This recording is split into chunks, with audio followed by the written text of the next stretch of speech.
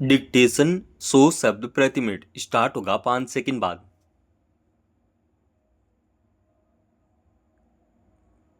Start. Ladakh के लेह में जिस तरह के हालात पैदा हुए उसके बाद केंद्र सरकार शांति कायम करने के लिए सभी स्तरों पर कार्रवाई कर रही है, मगर इसके साथ कुछ सवाल भी उठे हैं कि आखिर वहां के लोगों के सामने ऐसी स्थिति क्यों आई कि उन्हें अपनी मांगों को लेकर लेह में आंदोलन पर उतरना पड़ा। उसी दौरान किन्हीं कारणों से वहां जमा लोगों ने अपना धीरज खो दिया और व्यापक अराजकता का माहौल बन गया, तो उसे संभालने के लिए सरकार की ओर से कार्रवाई को एक हद तक जरूरी माना जा सकता है। मगर क्या इस पर भी विचार करने की जरूरत नहीं है कि लेह में आंदोलनकारियों की मांगों की पृष्ठभूमि क्या है और उसे पूरा किया जाना क्यों तथा किस हद तक जरूरी है। गौरतलब है कि पिछले हफ्ते लेह में आंदोलन के दौरान लोगों के अराजक हो जाने के बाद पुलिस की गोलीबारी में 4 लोगों की जान चली गई और हिंसा में कई लोग बुरी तरह घायल हो गए। फिर वहां की जलवायु कार्यकर्ता सोनम वांगचुक को राष्ट्रीय सुरक्षा कानून के तहत गिरफ्तार करके लद्दाख से बाहर भेज दिया। इस कार्रवाई को लद्दाख में फिर अराजकता या किसी साजिश की आशंका के मद्देनजर एहतियाती कदम के तौर पर देखा जा रहा है। मगर सवाल है कि अगर इस आंदोलन की पृष्ठभूमि पिछले कई वर्षों से बन रही थी तो उसे समय रहते संबोधित करना और किसी ऐसे हल का खाका तैयार करना सरकार को जरूरी क्यों नहीं लगा जिसमें सभी पक्षों की सहमति हो। लेह में आंदोलन कर रहे लोगों की मुख्य मांगे वही थी जिसके लिए कई वर्ष पहले उनसे वादा किया गया था। केंद्र शासित प्रदेश लद्दाख को पूर्ण राज्य का दर्जा दिए जाने और संविधान की 6ठी अनुसूची के तहत सुरक्षा देने की मांग के साथ शुरू हुए आंदोलन के मुद्दे नए नहीं थे, मगर लगातार इस मसले पर टालमटोल और वहां के संबंधित पक्षों के ठोस बातचीत को लेकर सरकार की उदासीनता ने एक ऐसी पृष्ठभूमि बनाई कि उसमें स्थानीय युवाओं के बीच बढ़ती बेरोजगारी जैसे मुद्दे भी शामिल हो गए। जाहिर है एक ऐसी स्थिति बन रही थी जिसमें आंदोलनकारियों के बीच मौजूद कुछ अवांछित तत्वों के अराजक हो जाने की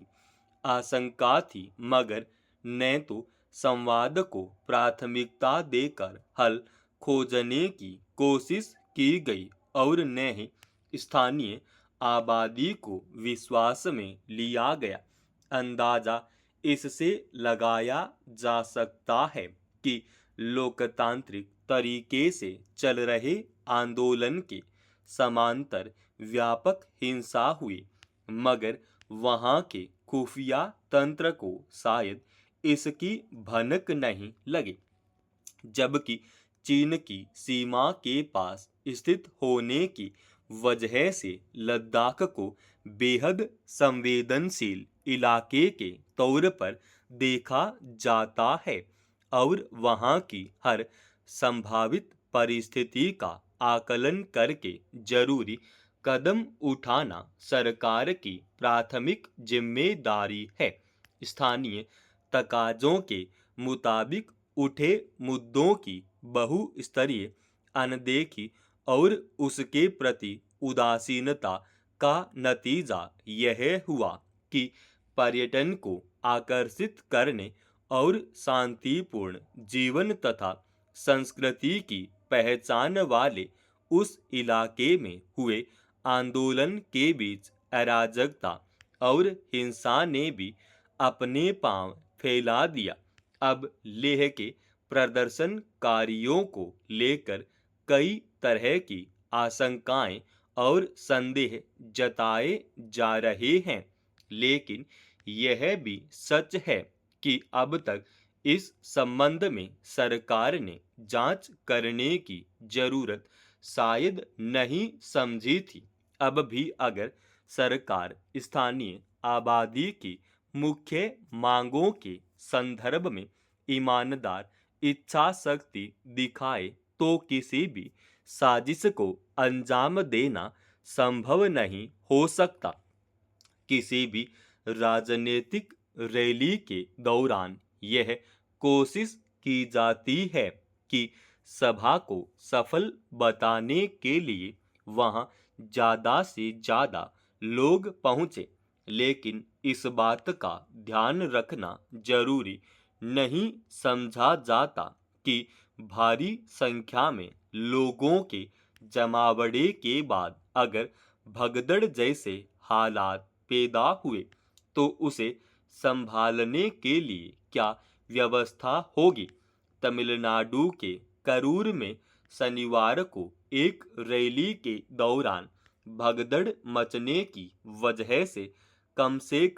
40 लोगों की मौत और बड़ी संख्या में लोगों के घायल होने की घटना एक बार फिर आयोजन और व्यवस्था को लेकर बरती गई व्यापक लापरवाही का नतीजा लगती है।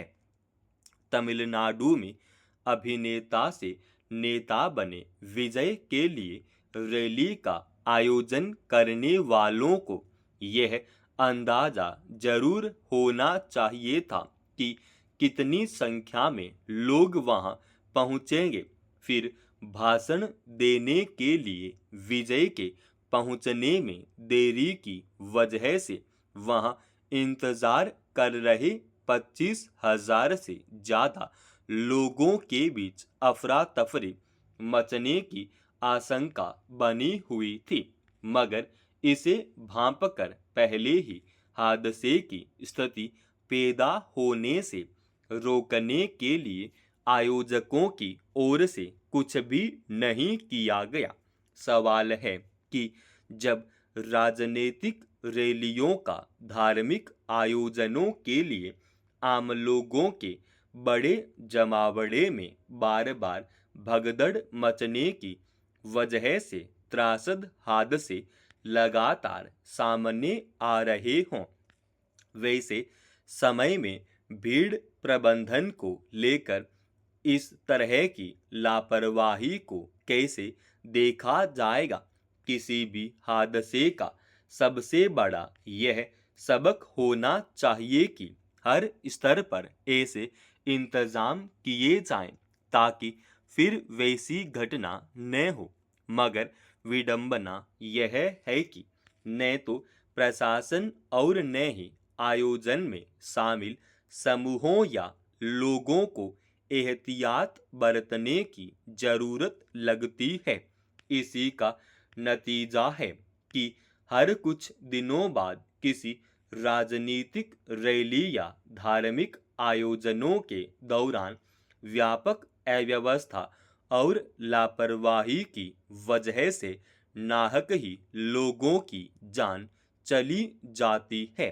और बड़े पैमाने पर लोग घायल होते हैं। हादसों के बाद जांच की घोषणाएं तो की जाती हैं, लेकिन उनका नतीजा क्या निकलता है, किसे दोषी ठहराया जाता है और क्या कार्रवाई की जाती है, इस बारे में जनता को बताना जरूरी नहीं समझा जाता। यह बेवजह नहीं है कि अक्सर होने वाले हादसे अब अफसोसनाक सिलसिला बन चुके हैं। समाप्त। दोस्तों, रोजाना ऐसे एडवांस डिक्टेशन के लिए चैनल को आप अभी सब्सक्राइब कीजिएगा और आज की इस डिक्टेशन का पीडीएफ फाइल हमने हमारे Telegram channel study with HP Swami पर डाल दी है, जिसका लिंक इसी वीडियो के डिस्क्रिप्शन में डाल रखा है।